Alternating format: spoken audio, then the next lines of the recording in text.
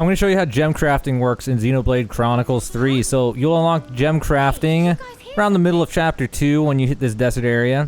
So pretty early in the game. And after you do this, there's a quest you have to do to unlock it with Riku. And then you can just, anytime you're at one of these camps like this, you can sit down at one of the camps for the craft gems option. And you'll be greeted with this screen. Okay, so it's pretty simple actually once you know how. So let me go ahead and go through this. So we got 4 rows.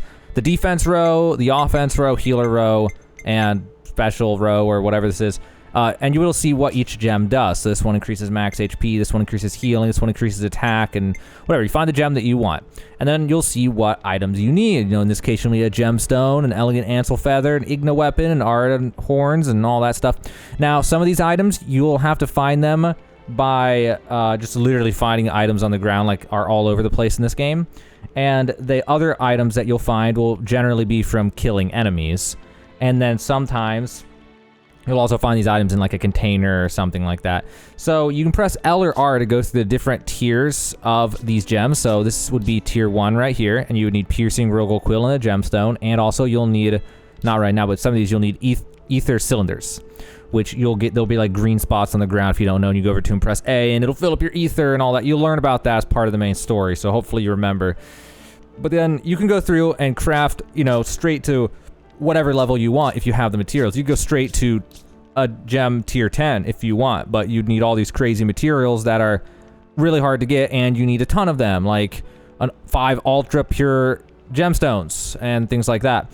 So generally you'll go through these at, you know, certain intervals. You'll get one and then try to upgrade a few tiers at a time and stuff like that as you find the items. Now, it's also important to know that everybody can equip the same gemstone. You don't have to make a gemstone for every single person. You make one gemstone, so I would make, say, this one, increase attack by 20, the steel cleaver 1, and then I could put that on all 6 of my characters. I don't need 6 of these, I just need 1, and I can put them on everybody. And then something else you need to know is if you upgrade this, so say I upgrade this to a tier 3 steel cleaver, it will just replace my old one. I won't have to go and re-equip or anything like that. It's the same one that's on everyone, it just gets stronger. So there's only one of every one of these gems. Put them on everybody if you want. Something else that you should know about is you can circumvent this by using gold nopon coins. You'll see it like this one at the bottom. You'll see it says, that has the gold coin icon times 8. I could just spend 8 gold nopon coins in order to make this. If I want to spend gold nopon coins, which is a big question mark there because they're kind of a pain in the butt to get. So I don't know that I would recommend doing that necessarily, but you can.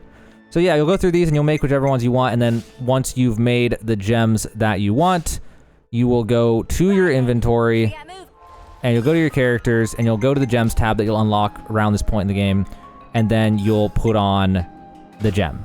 And like I said, everybody can have the same gem. You see, I can put this on Mio, I have it on Noah at the same time. You don't need one gem for every person.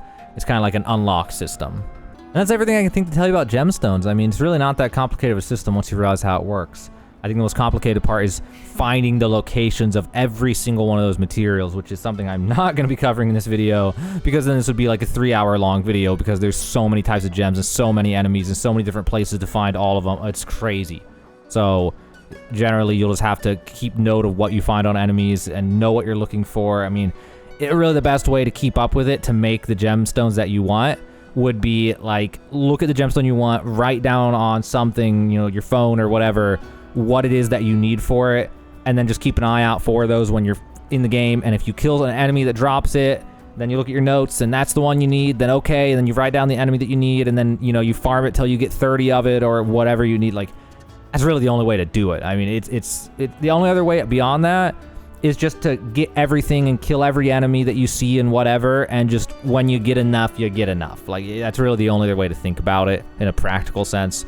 But yeah, that's everything you need to know about gemstones. Hopefully that helps you out. Now you'll hopefully have a better idea of how gem crafting works in Xenoblade Chronicles 3.